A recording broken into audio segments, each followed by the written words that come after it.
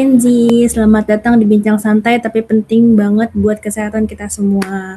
Kita dari kelompok 5 akan membawakan video tentang tema. Pernah nggak sih kalian lihat obat herbal atau obat pelangsing yang katanya ampuh banget, hasil cepat, testimoni di mana-mana, tapi ternyata itu tuh mengandung obat BKO, guys. Dan kita sebagai kelompok 5 profesi apoteker akan mengedukasi kalian semua. Ada saya sendiri, Octavia Dariani sebagai apoteker, lalu ada teman saya yaitu Umairo sebagai host 1 yang akan memandu segmen ini dengan baik, dan host 2-nya itu ada Kak Ingrita sama petugas BPOM juga, ada Kak Siti Maria Ulfa, dan ada korbannya juga, itu Kak Eno, yaitu Siti Nuretno maksudnya. Oke, selamat menyaksikan semua. Halo Sobat Gen Z, balik lagi nih bersama kita di acara Bincang Kesehatan.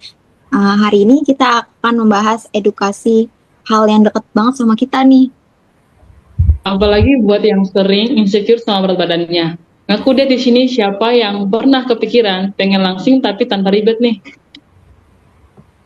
Nah, hari ini kita akan bahas fenomena obat pelangsing tradisional yang katanya alami tapi efeknya serem. Kenapa topik ini penting?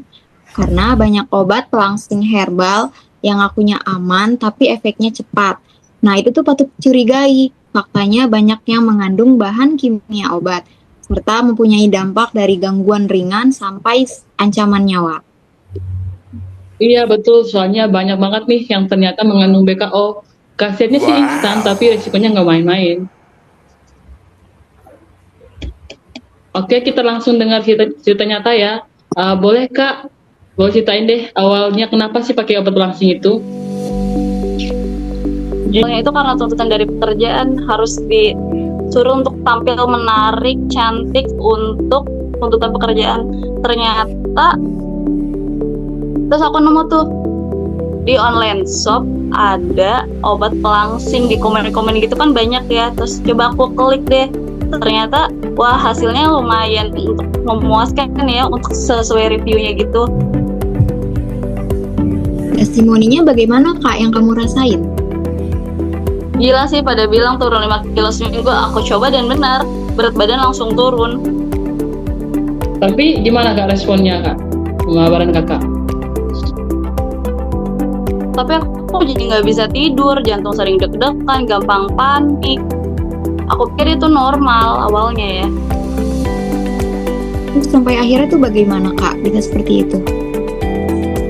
Aku pingsan dan dokter bilang obatnya itu mengandung zat kimia berbahaya ternyata di dalam obat pelangsing itu. Oke, kita langsung ke ahlinya saja ya. Kita tanya sama apoteker dan petugas pelaksana dari BPOM. Sebenarnya BKO itu apa sih Kak? Untuk ibu apoteker? Singkatnya BKO itu bahan kimia obat keras yang gak boleh di dalam obat tradisional. Tapi banyak banget yang namanya pedagang-pedagang nakal ya, mungkin pengen dilihatnya kita punya obat nih bisa melangsingkan 5 kilo dalam seminggu, tapi ternyata itu yang membuat pasien-pasiennya bisa kena bahaya yang lebih lagi daripada itu. Benar banget, dan BKO ini penting banget dipahamin ya teman-teman. Kalau kita dengar kata tradisional itu jangan langsung mikir aman. Justru disinilah masalahnya, karena dengan adanya bahan kimia obat yang sengaja diselipin itu biar efeknya terasa instan. Contohnya apa tuh Kak? Yang sering banget ditemuin di obat pelangsing di luaran itu biasanya sibutamin. Ini tuh obat penekan nafsu makan, jadi tuh nggak ngerasa lapar, kenyang terus bawaannya, tapi bahaya juga buat jantung sama mental. Oh, makanya efeknya cepat ya Kak? Iya betul, tapi yang cepat itu bukan karena herbalnya, tapi karena si sibutaminnya tadi yang kerja keras dalam tubuh, menekan nafsu makan, akhirnya ada efek jelek ya di dalam tubuh. Terus jangka panjangnya itu bisa jadi gangguan jantung, stroke, gangguan kecemasan juga, karena kan dia ke mental ya. Bahkan ada juga yang sampai kematian sih, karena dia tidak cepat-cepat ditangani. Oke, kita udah dengar nih dari pihaknya Kak Apoteker. Nah, sekarang kita dengar langsung dari pihak BPOM-nya ya. Kak, ini sebenarnya legal atau enggak sih? Jelas ilegal banget ya teman-teman, karena berdasarkan Undang-Undang Nomor 17 Tahun 2023 tentang kesehatan, obat tradisional itu harus aman dan tidak mengandung BKO. Dan jika obat tradisional tersebut mengandung BKO, jelas melanggar hukum dong. Kalau dilanggar itu bagaimana, Kak? Kalau dilanggar itu kita bisa kena pidana penjara dan denda miliaran rupiah, karena si pelaku itu kan memproduksi dan mengedarkan obat tidak sesuai standar keamanan.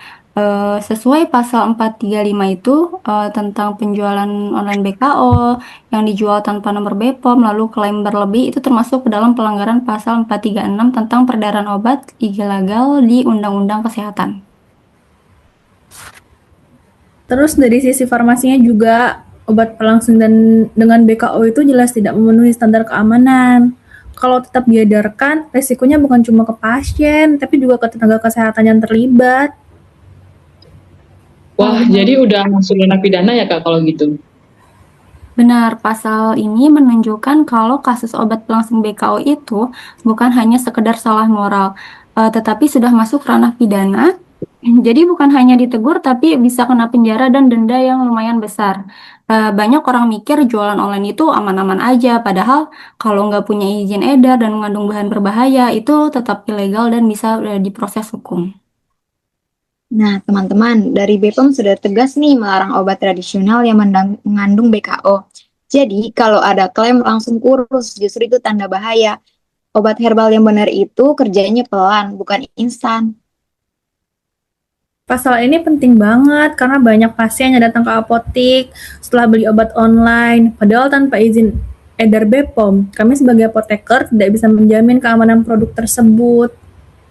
Berarti negara tuh sebenarnya udah jelas mengatur ya Kak tentang regulasinya, bahwa semua obat yang beredar itu wajib aman dan bermutu. Betul, dan sebagai tenaga kefarmasian, kami terikat langsung dengan undang-undang ini. Jadi bukan cuma soal aturan di atas kertas aja, tapi tentang tanggung jawab profesional. Kalau tidak aman, apoteker wajib mengingatkan dan menghentikan peredarannya. Menurut Kak Fia nih, tanggung jawab profesi itu bagaimana?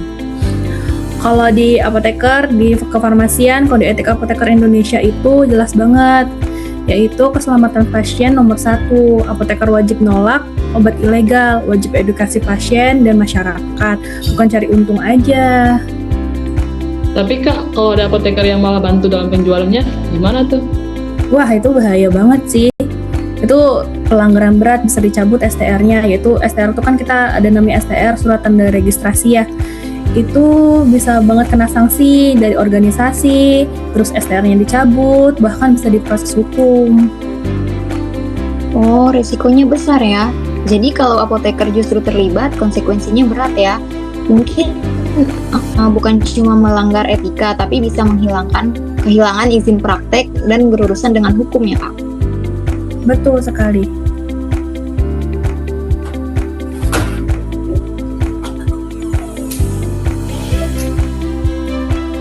Korban. Aku pengen bilang ke semua Gen Z kalau lagi pengen langsing cepat itu jangan kayak aku ya. Sekarang tuh bener-bener kayak udah rugi semuanya, udah rugi waktu, rugi uang, karena tiap minggu tuh aku harus cek pokoknya jangan pernah ulangi kesalahan aku ya. Langsing itu bisa dicari, tapi kesehatan kalau kesehatan rusak itu susah buat ngebalikinnya. Terima kasih ya Kak udah berani cerita, ini penting banget loh. Ingat ya guys, kalau klaimnya terlalu bagus buat jadi kenyataan, biasanya sih emang nggak nyata. Cek izin BPOM, jangan asal percaya sama iklan. Benar, jangan tergiur langsing yang instan. Lalu cek izin edar BPOM, lalu konsultasi kepada apoteker dan laporkan jika menemukan obat yang mencurigakan. Pengen langsing boleh, pengen sehat wajib, langsing instan, risiko mengintai. Oke teman-teman, sekian dari share yang bisa kami bagikan kepada teman-teman. Semoga bermanfaat ya. See you on the next episode. Bye. Bye. Bye. 10 menit.